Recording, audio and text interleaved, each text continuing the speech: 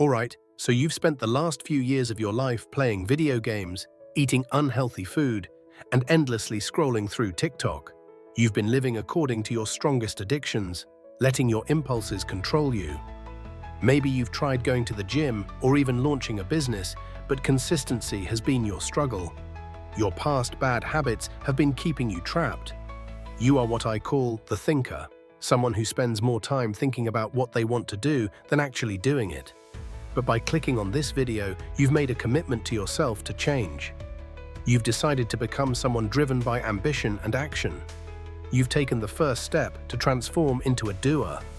What the doer understands is that their bad habits are ingrained in their subconscious. No matter what they do, it's nearly impossible to completely get rid of these habits.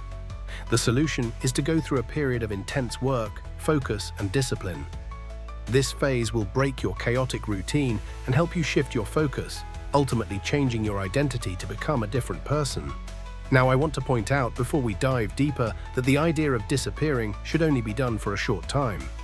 When I started my personal brand, which grew from 0 to 300,000 followers in less than a year, I followed many of the tips from this video. I cut off many connections, but kept the closest people around me because we supported each other during the journey. Be careful with this strategy.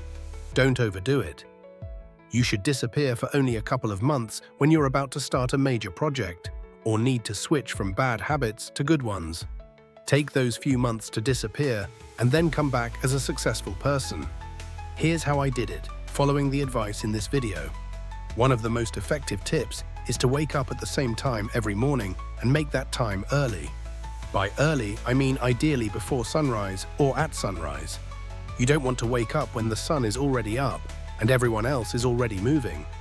If you're the last one to start your day, it will make you feel behind and won't give you the edge you could have if you wake up at 6 or 7 a.m. right before sunrise. For instance, when I was in school, I used to wake up at 4 a.m., even though it seemed crazy.